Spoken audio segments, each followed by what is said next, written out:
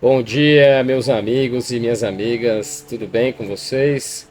Você está aqui no canal Conexões e Crenças. Eu sou Marcelo Murim, criador desse canal, que tem por objetivo falar sobre espiritualidade, frequência vibracional, mecânica quântica e como que tudo isso se correlaciona, né?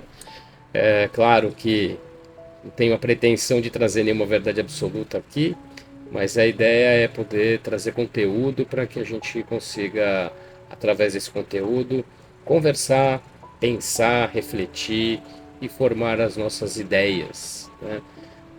O objetivo do canal é a busca do autoconhecimento, né? É trazer informação, conteúdo para que juntos possamos evoluir, né? Ter mais clareza de algumas coisas, conectar pontos, conectar pessoas, né? E fortalecer as nossas crenças, né? Então, o canal Conexões e Crenças é para fazer conexões e fortalecimento das nossas crenças. Então é isso, gente. Então, assim, a gente está aqui na Twitch, né? Twitch a gente faz a transmissão ao vivo todas as segundas, quartas e sextas às 9 da manhã. Perdão. Segundas e quartas a gente faz a leitura da Bíblia Peshita e às sextas o Livro dos Espíritos, ok? Por que, Marcelo, o canal fala de espiritualidade, sobre frequência, física quântica, você faz leitura de livro doutrinário, né?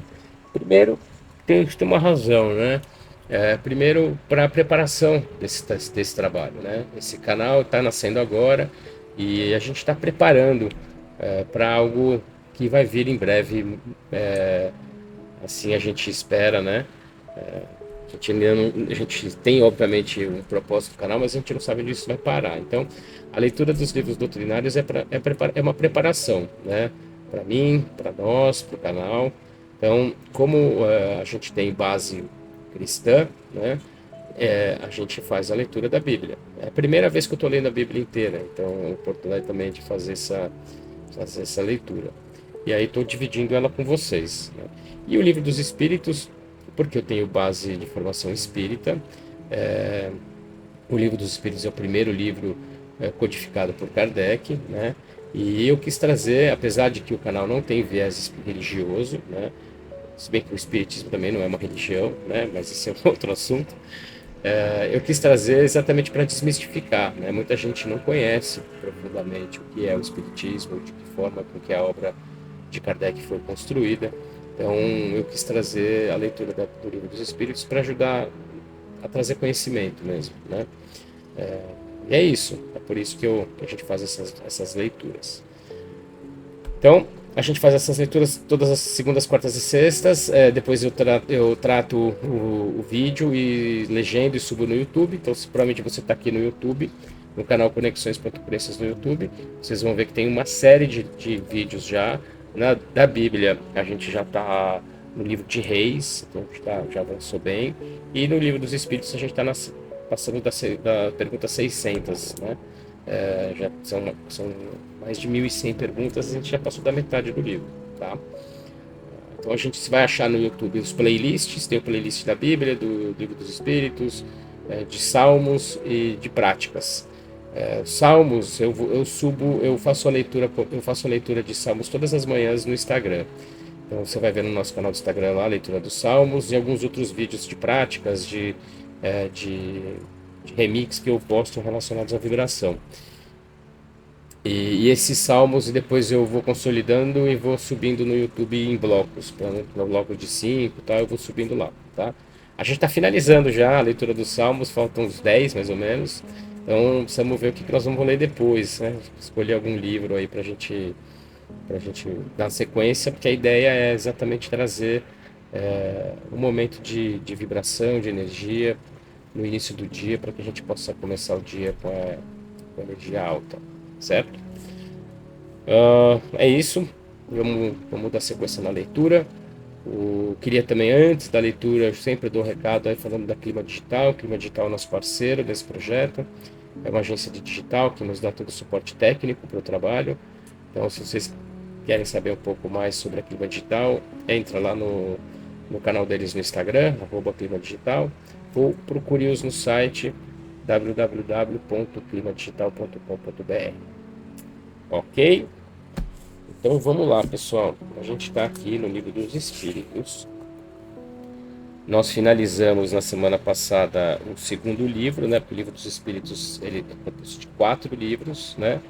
A gente finalizou o segundo e vamos agora partir para o terceiro, que são as leis, né? Esses primeiros capítulos são mais curtinhos, a gente consegue, acho que, ler um capítulo por dia, né? Então vamos lá, a gente está começando a leitura do livro terceiro, As Leis Morais, né? Então esse é o título do livro terceiro. O capítulo 1 trata da lei divina ou natural. Então, vamos lá. Pergunta 614, caracteres da lei natural, que é o subtítulo, né, dessa parte, né? Dividido em 4 partes, né? Caracteres da lei natural, origem e conhecimento da lei natural, o bem e o mal, divisões da lei natural. Caracteres da lei natural, pergunta 614. Que se deve entender por lei natural? A lei natural é a lei de Deus e é a única verdadeira para a felicidade do homem. Ela lhe indica o que deve fazer e o que não deve fazer, e ele não é infeliz senão quando se afasta dela. 615. A lei de Deus é eterna? Ela é eterna e imutável quanto o próprio Deus. 616. Deus prescreveu aos homens em uma época o que lhe proibiu em outra. Deus não pode se enganar. Os homens é que são obrigados a mudar suas leis porque são imperfeitas. As leis de Deus são perfeitas. A harmonia que rege o universo material e o universo moral está fundada sobre as leis de Deus, sobre as leis que Deus estabeleceu para toda a eternidade. Então, as leis são imutáveis, foram estabelecidas por Deus e elas são para a eternidade. Não muda. 617. Que objetivos abrangem as leis divinas? Concerne-lhes outra coisa que a conduta moral? Todas as leis da natureza são leis divinas, porque Deus é o autor de todas as coisas. O sábio estuda as leis da matéria, o homem de bem estuda as da alma e as pratica. É dado ao homem se aprofundar em ambas? Sim, mas uma só existe, mas uma só existência não é o suficiente. Uma vida, várias existências. Aí tem o comentário do Kardec aqui. Que são, com efeito, alguns anos para adquirir tudo o que constitui o ser perfeito, se não se considere mesmo senão a distância que separa o selvagem do homem civilizado? A mais longa existência possível é insuficiente, e com maior razão, quando ela é breve, como ocorre com a maioria. Entre as leis divinas, umas regem o movimento e as relações da matéria bruta. São as leis físicas, e seu estudo está no domínio da ciência. Outras concernem especialmente ao homem em si mesmo, em suas relações com Deus e com seus semelhantes. Elas compreendem as regras da vida do corpo, como também as da vida da alma. São as leis morais. 618. As leis divinas são as mesmas para todos os mundos? A razão diz que elas devem ser apropriadas à natureza de cada mundo e proporcionais ao grau de adiantamento dos seres que os habitam. Então, claro, elas são únicas, mas elas variam de acordo com o mundo que se fala, né? Porque o mundo é constituído os mundos são constituídos de formas distintas, né? Conhecimento da lei natural, 619. Deus deu a todos os homens os meios de conhecer sua lei. Todos podem conhecê-la, mas nem todos a compreendem. Os que a compreendem melhor são os homens de bem e aqueles que querem procurá-la. Entretanto, todos a compreenderão um dia, porque é preciso que o progresso se cumpra. Aí, o comentário do Kardec. A justiça das diversas encarnações do homem é uma consequência desse princípio, visto que a cada nova existência sua inteligência está mais desenvolvida e ele compreende melhor o que é o bem e o que é o mal. Se tudo devesse se cumprir para ele numa só existência, qual seria a sorte de tantos milhões de seres que morrem cada dia no embrutecimento da selvageria ou nas trevas da ignorância, sem que tivesse dependido deles se esclarecerem? Então, essa é uma das explicações aí da reencarnação, né? Múltiplas existências para que a gente consiga compreender as leis de Deus e evoluir. 620. A alma, antes da sua união com o corpo, compreende melhor a lei de Deus do que após sua encarnação? Ela a compreende segundo o grau de perfeição que alcançou e conserva intuitivamente a lembrança após sua união com o corpo, mas os maus instintos do homem fazem-na esquecer. Então, assim, a gente compreende até onde a gente vai, né? Se você está encarnado, você tem ali uma intuição, né? Você carrega aquilo dentro da seu registro, né? Mas muitas vezes a gente se esquece pelas atribulações da vida da carne. 621. Onde está escrita a lei de Deus? Resposta: na consciência. Posto que o homem carrega na sua consciência a lei de Deus, que necessidade haveria de a revelar? Ele a esquecera e menosprezara. Deus quis que ela lhe fosse lembrada. 622. Deus deu a certos homens a missão de revelar sua lei? Sim, certamente. Em todos os tempos, homens receberam essa missão. São os espíritos superiores encarnados com o objetivo de fazer a humanidade avançar. Então, os grandes avatares da humanidade, né, que vêm viver a lei, ensinar a lei, né, para que nos ajude nesse processo evolutivo. 623. Os que pretenderam instruir os homens na lei de Deus não estavam algumas vezes enganados e frequentemente não as extraviaram por meio dos falsos princípios? Aqueles que, não estando inspirados por Deus e que se deram por ambição uma missão que não tinham, certamente puderam transviá-los. Entretanto, como em definitivo eram homens de gênio, no meio mesmo dos erros que eles ensinaram, frequentemente se encontram grandes verdades. Então, mesmo os grandes gênios que vieram para ajudar e que se desviaram, não deixaram de trazer ensinamentos, né? Por isso que é tão importante a gente discernir o certo do errado, que a gente possa fazer mesmo esse juízo do que de quem está certo e quem não está. 624. Qual é o caráter do verdadeiro profeta? O verdadeiro profeta é um homem de bem, inspirado por Deus. Pode-se reconhecê-lo por suas palavras e por suas ações. De novo, pode-se reconhecê-lo por suas palavras e por suas ações. Deus não pode se servir da boca do mentiroso para ensinar a verdade. 625. Qual é o tipo mais perfeito de Deus? Qual é o tipo mais perfeito que Deus ofereceu ao homem para lhe servir de guia e de modelo? B. De Jesus. Aí tem um comentário do Kardec aqui. Jesus é para o homem o modelo da perfeição moral que a humanidade pode pretender sobre a Terra. Deus nos oferece como o mais perfeito modelo e a doutrina que ensinou é a mais pura expressão da sua lei, porque ele estava animado de espírito divino e foi o ser mais puro que apareceu sobre a terra. Se alguns daqueles que pretenderam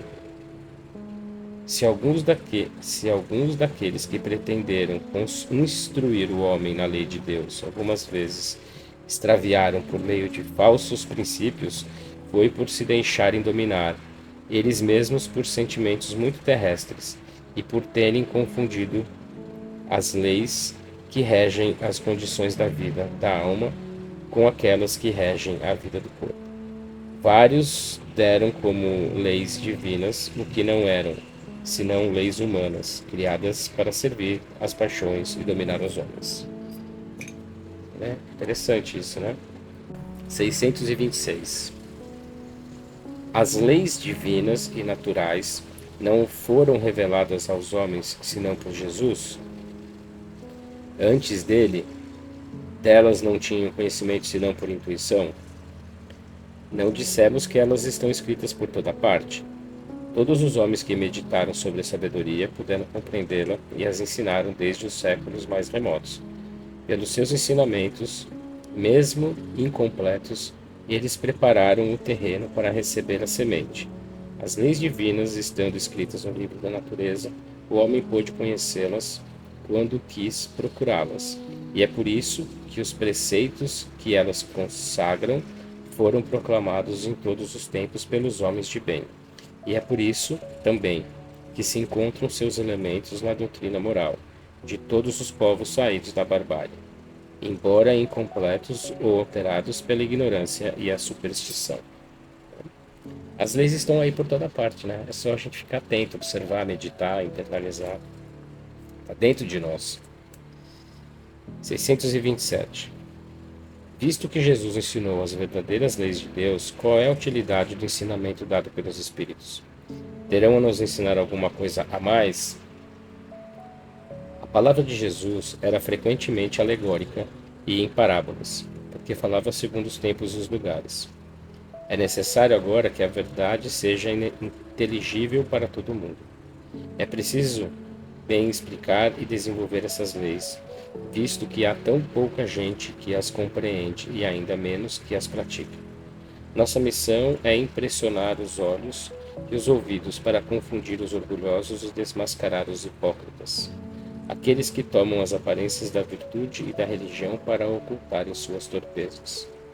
O ensinamento dos Espíritos deve ser claro e inequívoco, a fim de que ninguém possa pretextar ignorância e cada um possa julgá-lo e apreciá-lo com sua razão.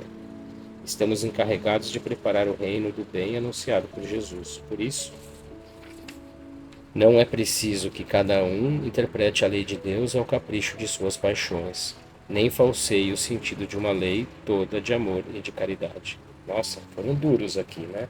Então, assim, os tempos evoluem, os tempos mudam. Chegou a hora, né, de realmente trazer a verdade de uma forma mais clara, não tão alegórica, né? Porque não havia compreensão à época de Jesus, né? Os espíritos encarnados não tinham um discernimento apurado para poder compreender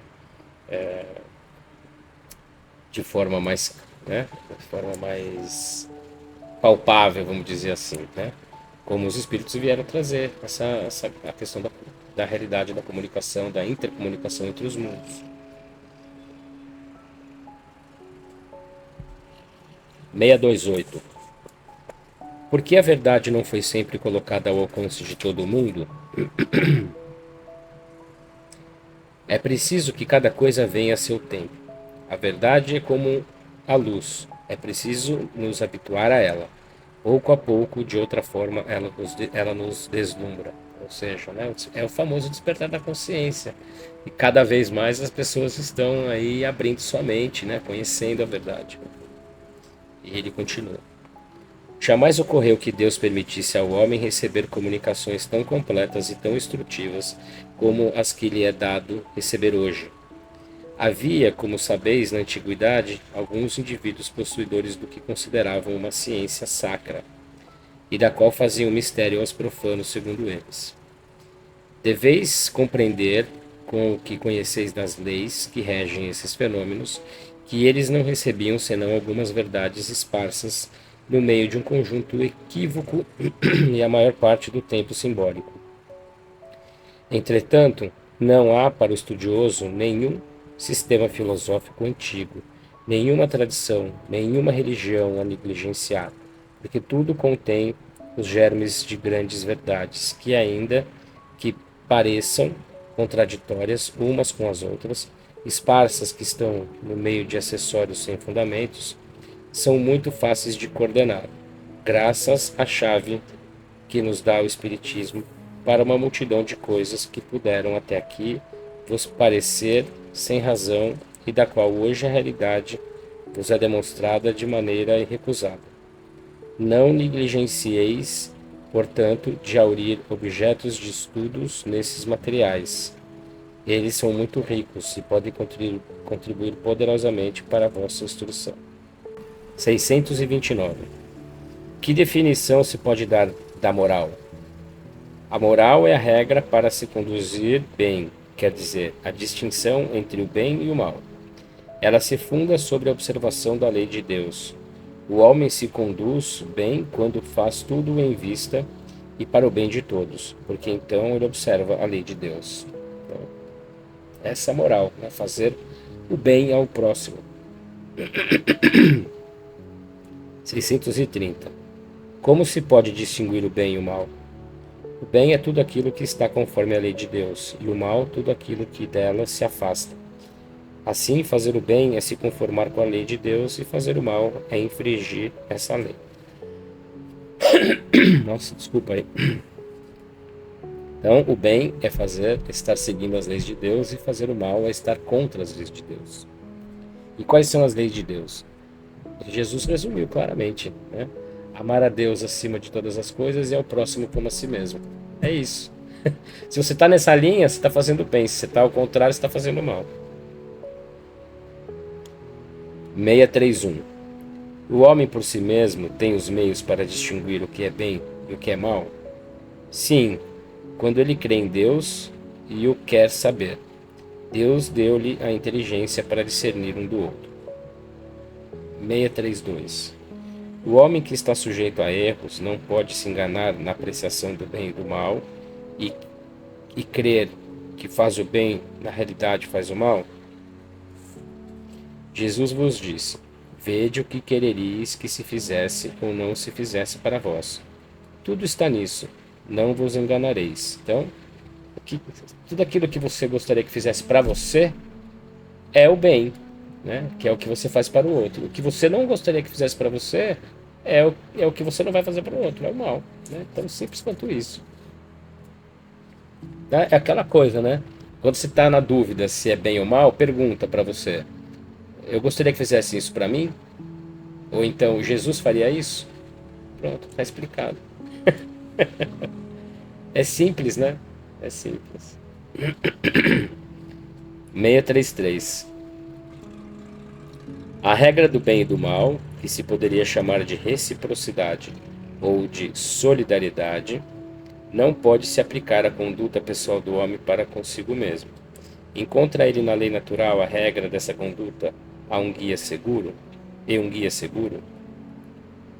Quando comeis muito, isso vos faz mal.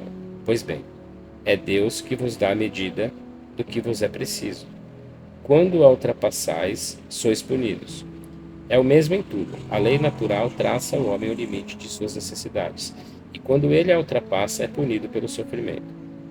Se o homem escutasse em todas as coisas essa voz que diz basta, evitaria a maior parte dos males dos quais acusa a natureza. Perfeito. A gente internamente sabe quando a gente está passando do ponto, né, gente? Quem nunca? Quem nunca fez algo que ultrapassasse o limite, que não estivesse ciente de que está ultrapassando o limite? A gente sabe, no fundo a gente sabe, a gente sente. Então, essa é a riqueza da coisa, né, do aprendizado, é saber respeitar os limites, né? Não ultrapassá-los, porque toda vez que a gente ultrapassa os limites, a gente indelevelmente terá que resgatar isso, né? Terá que reequilibrar essa harmonia.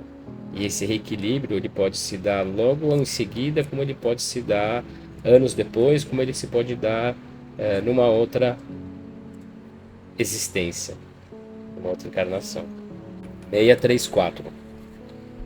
Por que o mal está na natureza das coisas? Eu falo do mal moral. Deus não poderia criar a humanidade em melhores condições?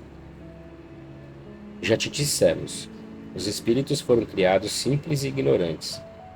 Deus deixa ao homem a escolha do caminho, tanto pior para ele, se toma o mal. Sua peregrinação será mais longa. Se não houvesse montanhas, o homem não poderia compreender que se pode subir e descer. E se não houvesse rochedos, ele não compreenderia que há corpos duros. É preciso que o espírito adquira experiência e para isso é preciso que ele conheça o bem e o mal. Por isso, a união do espírito e do corpo. Então, é um processo evolutivo, ele precisa conhecer, vivenciar, Porque se fica só na teoria, a gente não internaliza, né? A gente precisa vivenciar, de fato. 635. As diferentes posições sociais criam necessidades novas que não são as mesmas para todos os homens. A lei natural parece assim, não ser uma regra uniforme. Essas diferentes posições estão na natureza, e segundo a lei do progresso. Isso não impede a unidade da lei natural, que a tudo se aplica. É o comentário do Kardec aqui. As condições de existência do homem mudam segundo os tempos e os lugares, resultando para ele necessidades diferentes e posições sociais apropriadas a essas necessidades.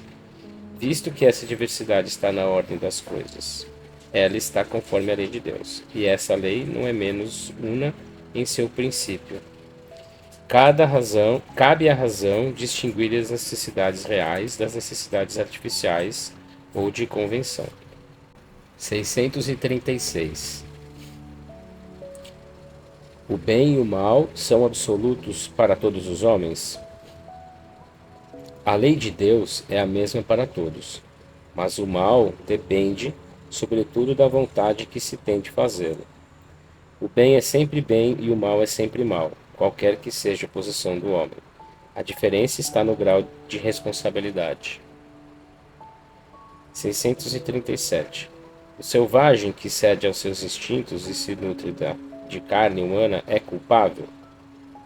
Eu disse que o mal depende da vontade. Pois bem, o homem é mais culpável à medida que sabe melhor o que faz. Então, quanto mais consciência você tem, mais responsabilidade você carrega para realizar o bem, para fazer o bem. Se você é ignorante, não conhece, você tem menos culpa. Mas se você já traz o conhecimento consigo, você tem mais responsabilidade para responder pelos seus atos. Aí tem aqui um comentário do Kardec. As circunstâncias dão ao bem e ao mal uma gravidade relativa. O homem frequentemente comete faltas que, por serem a consequência da posição em que a sociedade o colocou, não são menos repreensíveis, mas a responsabilidade está em razão dos meios que ele tem de compreender o bem e o mal. É assim que o homem esclarecido que comete uma simples injustiça é mais culpável aos olhos de Deus do que o selvagem ignorante que se abandona aos seus instintos. É isso aí, né? Se você tem consciência, você vai responder com mais responsabilidade do que aquele que não tem.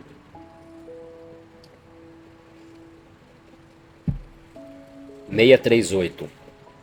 Algumas vezes, o mal parece ser uma consequência da força das coisas. Tal é, por exemplo, em certos casos, a necessidade de destruição, mesmo sobre seu semelhante. Pode-se dizer, então, que há subversão à lei de Deus?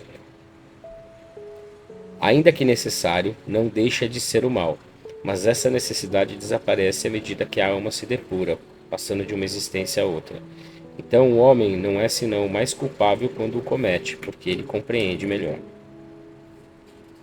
639. O mal que se comete frequentemente não é o resultado da posição que nos deram os outros homens? Nesse caso, quais são os mais culpáveis? O mal recai sobre aquele que lhe é causa. Assim, o homem que é conduzido ao mal pela posição que lhe é dada pelos seus semelhantes é menos culpável que aqueles que lhe são a causa, porque cada um carregará a pena, não somente do mal que haja feito, mas do que haja provocado. Então, sei lá, vou pensar que uma guerra, o soldado raso que sai para matar, ele é culpado pela morte, mas quem deu a ordem, né, e quem fez a guerra tem tanta ou mais culpa do que ele, né? Então, responsável, porque muitas vezes o cara tá ali para cumprir uma obrigação, uma ordem, né?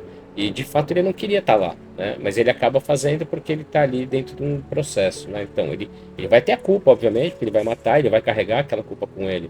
Mas quem deu a ordem, quem construiu aquilo, também tem a culpa, às vezes até maior. 640. Aquele que não faz o mal, mas que aproveita do mal feito por outro, é culpável no mesmo grau? É como se cometesse. Aproveitar é participar. Talvez tenha recuado diante da ação, mas se encontrando-a pronta, ele a usa, é que a prova e que o faria ele mesmo se pudesse ou se ousasse. Então, a mesma coisa, né? Ah, eu não fiz, mas se aproveitou, então também tem responsabilidade. 641. O desejo do mal é tão repreensível quanto o próprio mal, conforme a virtude em resistir voluntariamente ao mal que se deseja, sobretudo quando se tem a possibilidade de satisfazer esse desejo, porém, se o que falta é apenas a ocasião, então é culpável. Assim, se você resiste, não, mas se você está só esperando uma ocasião, né, e não tem a possibilidade, mas gostaria, também você tem culpa. 642. Bastará não fazer o mal para ser agradável a Deus e assegurar sua posição futura? Não. É preciso fazer o bem no limite de suas forças, porque cada um responderá por todo o mal que resulte do bem que não haja feito. Olha só, olha só. Às vezes a pessoa fala, mas eu não faço mal para ninguém. Tudo bem, você está fazendo bem?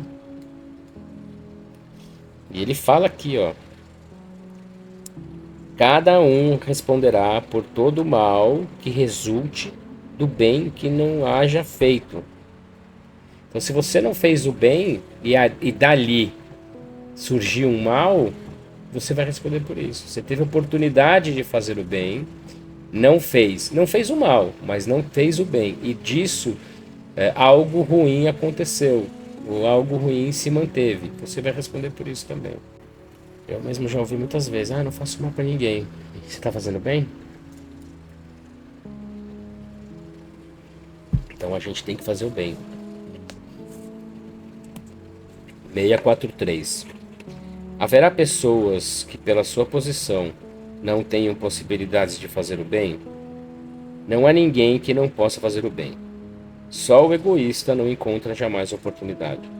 Bastará estar em relação com outros homens para encontrar a ocasião de fazer o bem. E cada dia da vida dá oportunidade a qualquer que não esteja cego pelo egoísmo, porque fazer o bem não é só ser caridoso, mas ser útil na medida de vosso poder, todas as vezes que vosso concurso pode ser necessário. Então, fazer o bem, né, não é um ato ostensivo apenas, né? É na oportunidade que você tem de ser útil para alguém, numa palavra, num apoio, num abraço, numa escuta. Então, tudo isso é fazer o bem, né? A gente acha que fazer o bem são grandes feitos, grandes coisas. Não, nas pequenas atitudes está fazer o bem também. 644. O meio no qual certos homens se encontram colocados não é para eles a fonte primeira de muitos vícios e crimes? Sim, mas isso é ainda uma prova escolhida pelo Espírito, em estado de liberdade. Ele quis se expor à tentação para ter o mérito da resistência. Então, às vezes a gente fala, os perseguidos da sociedade, né, não tiveram oportunidade e tal. Muitas vezes o Espírito pediu para estar ali naquela situação, para que ele possa superar, né, para que ele possa resistir, né, ter o mérito da resistência, ter o mérito da superação e do crescimento. 645. Quando o homem está de alguma forma mergulhado na atmosfera do vício, o mal não se torna para ele um arrastamento quase irresistível? Arrastamento sim, irresistível não, porque no meio dessa atmosfera de vício encontras algumas vezes grandes virtudes. Esses são espíritos que tiveram força para resistir e que tiveram ao mesmo tempo a missão de exercer uma boa influência sobre seus semelhantes. Isso aqui eu dou um exemplo meu, eu já dei esse exemplo aqui, né? Eu já tive o vício do álcool, né? E consegui me libertar disso, né? Então, sem dúvida nenhuma, é possível, né? Por mais que você esteja inserido, e quando você está inserido é difícil de enxergar realmente, você, quando se liberta, percebe, né? Então é possível sim. 646. O mérito do bem que se fez está subordinado a certas condições. Dizendo melhor, há diferentes graus no mérito do bem? O mérito do bem está na dificuldade. Não há mérito em fazer o bem sem trabalho, e quando nada custa. Deus tem mais em conta o pobre que se reparte seu único pedaço de pão do que o rico que não dá senão seu supérfluo. Jesus disse-o a propósito do óbolo da viúva. Então, o mérito está quando tem dificuldade, né? Quando é difícil de você fazer o bem, né? Quando você tem que abrir mão de coisas suas, né? E aí, sem dúvida nenhuma, o mérito é maior. Aí a gente uma partezinha aqui desse capítulo. Divisão da lei natural. 647. Toda a lei de Deus está contida na máxima de amor ao próximo ensinada por Jesus. Certamente, essa máxima encerra todos os deveres dos homens entre si, mas é preciso mostrar-lhes a aplicação. De outra forma, eles podem negligenciá-la como fazem hoje. Aliás, a lei natural compreende todas as circunstâncias da vida e essa máxima não é dela senão uma parte. Os homens necessitam de regras precisas, pois os preceitos gerais e muito vagos deixam muitas portas abertas à interpretação. Então, a gente precisa de regras, né? A gente precisa de caminhos, né? Senão fica muito vago. Então, o homem precisa realmente desses ensinamentos que nos conduzem, pelo caminho correto, pelo caminho do bem.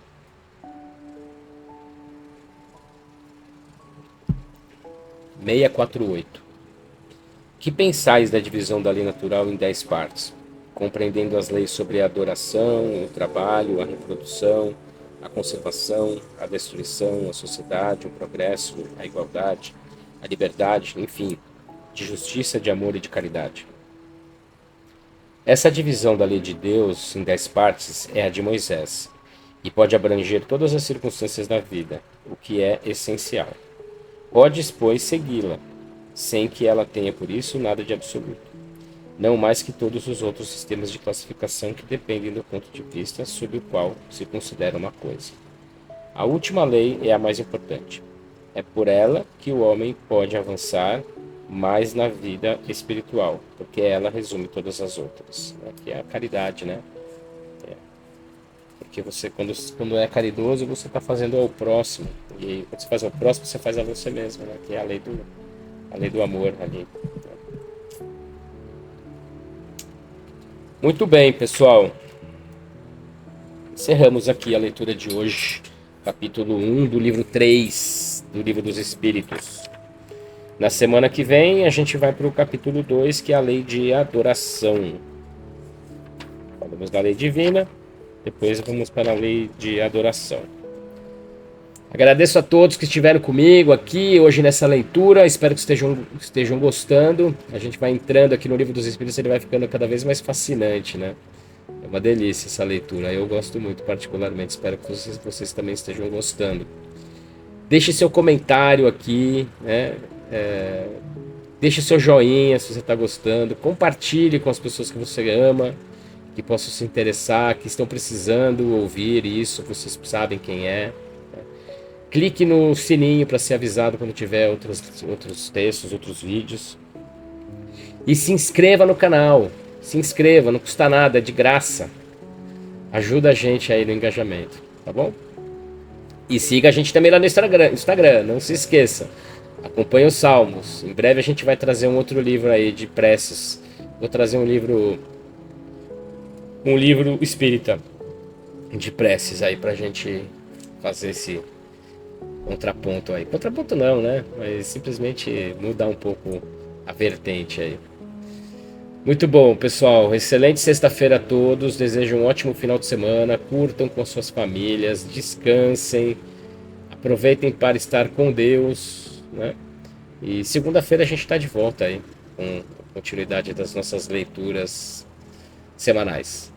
Desejo uma ótima sexta-feira, um ótimo final de semana, um grande abraço e até segunda-feira.